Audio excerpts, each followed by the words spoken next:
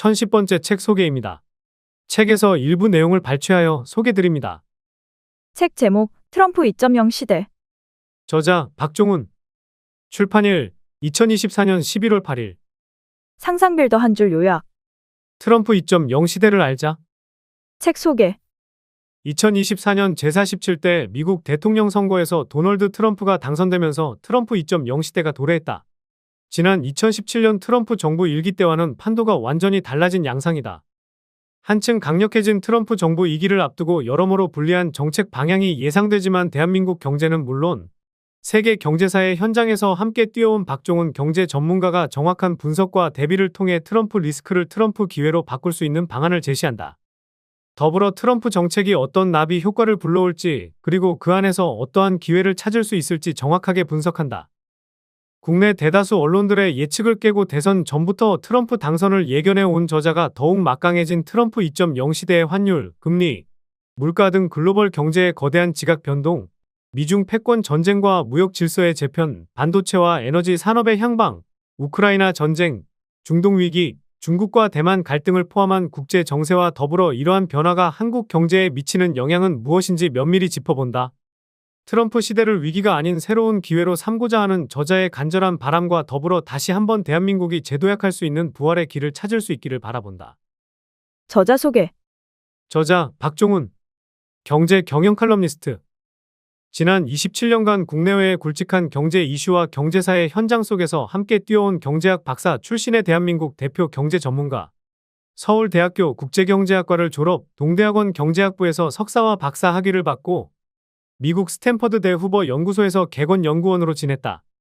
한국은행에 입행했다가 1998년 KBS에 입사하여 KBS의 대표 경제 기자로 활동했다.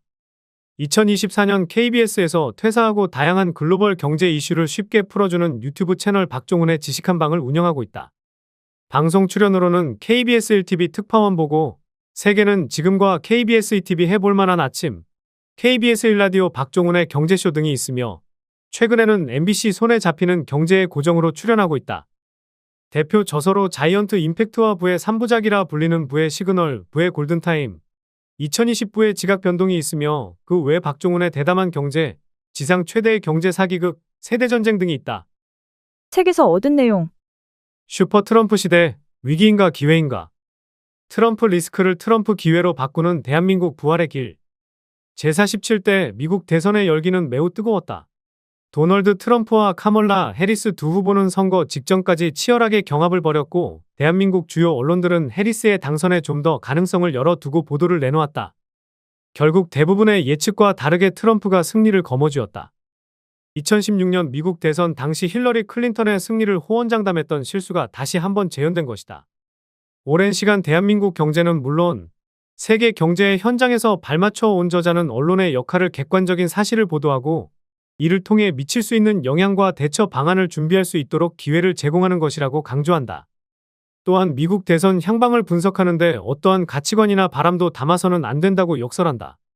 정확성과 투명성이 생명인 언론 보도가 주관적인 견해로 인해 변질되는 순간 정부와 기업 그리고 개인까지 큰 혼란에 빠뜨릴 수 있기 때문이다. 트럼프 대통령의 당선으로 인해 당장 대한민국의 배터리와 전기차, 반도체 산업 전반에 엄청난 변화가 일어날 것으로 보인다. 안보 문제와 국방비 지출, 재정 적자 및 군수산업의 미래도 마찬가지이다. 트럼프 대통령의 강경한 정책들이 부정적인 변수가 될 것으로 예상되지만 정확한 분석과 대비가 있다면 불안 요소들을 기회로 바꿀 수 있다.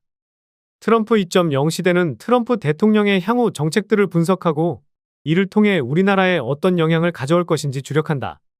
지난 트럼프 정부 1기보다 더욱 강력해진 트럼프 2.0 시대를 정확히 파악하여 새로운 도약의 시대로 삼기 위함이다.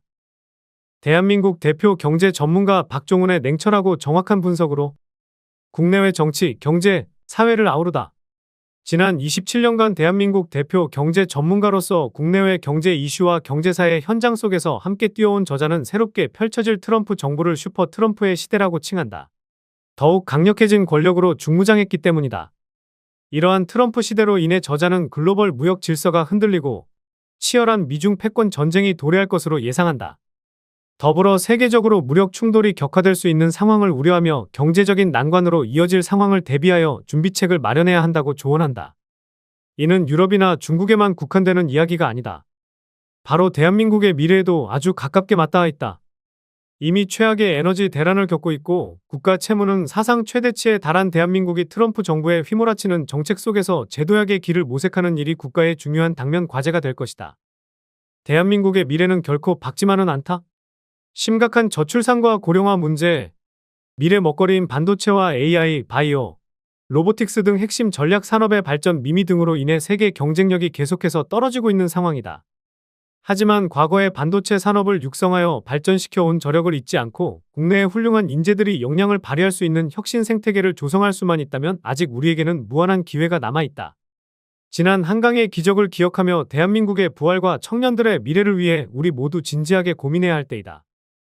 언론이 해야 할 일은 원하는 편을 맹목적으로 응원하며 국민들이 현 상황을 착각하게 만드는 것이 아니라 실태를 좀 더 정확하게 파악할 수 있도록 객관적으로 사실을 보도하여 그 결과가 우리에게 미칠 영향과 대처 방안을 미리 고민하고 준비할 수 있는 기회를 제공하는 것이라고 생각합니다. 우리는 트럼프의 인기를 몰랐을까요? 미국의 구미디어인 레거시 언론들이 연일 해리스에게 유리한 기사만 내놓으며 대세론을 펼치다 보니 미국 중산층 백인들은 트럼프 지지 여부를 언급하는 것조차 꺼리기 시작한 겁니다. 그러나 이제 미디어 환경이 뉴미디어로 넘어가면서 TV나 신문 같은 구미디어는 거의 영향력을 잃어버렸습니다. 어차피 트럼프를 지지하는 사람들은 구미디어를 외면하고 트위터, 인스타그램, 틱톡, 유튜브를 통해 정보를 주고받았기 때문에 레거시 미디어의 집중 공격에도 불구하고 트럼프 지지세가 꺾이지 않았던 것이죠. 우리나라도 결국 바다로 먹고 사는 나라입니다. 삼면이 바다인 덕분에 세계 곳곳으로 얼마든지 진출할 수 있었고 이 과정에서 빠른 속도로 성장을 해왔던 겁니다. 지금까지는 미국이 단일 패권 국가로 해상 수송로의 안전을 지켜준 덕분에 우리가 비약적으로 성장하는 발판이 되었지만 앞으로 미중 해상 패권 전쟁이 시작되면 우리의 해상 수송로를 우리 힘으로 지킬 수 있는 충분한 해군력이 절실히 필요한 시대가 올지도 모릅니다. 트럼프 대통령은 미국 에너지에 의존하게 된 유럽의 나토 분담금이나 방위비 지출을 확대하라고 더욱 거세게 요구할 가능성이 큽니다. 사실 트럼프 대통령 일기 때는 유럽이 미국의 요구를 거의 무시하다시피 했습니다만 이제 에너지의 상당 부분을 미국에 의존하게 된 데다가 러시아의 안보 위협이 훨씬 커진 상황에서 트럼프 대통령의 요구를 무시하기는 쉽지 않을 것입니다. 그리고 이렇게 안보 비용까지 커지게 되면 그렇지 않아도 우크라이나 전쟁으로 큰 타격을 받은 유럽 국가들의 경제 상황은 더욱 악화될 가능성이 높습니다. 한국의 GDP 대비 국가 부채는 이미 130%를 넘어 OECD 평균인 109%보다 훨씬 나쁜 상황이라는 주장도 있습니다. 지금 우리나라의 채무 상황이 얼마나 안 좋은지는 논란의 여지가 있는 문제지만 분명한 것은 증가 속도가 이례적으로 너무 빠르다는 겁니다. IMF도 한국의 국가 부채가 너무 빠른 속도로 늘어나고 있어서 잘 통제하지 않으면 국가 경제 전체가 위험할 수 있다고 끊임없이 경고하고 있습니다.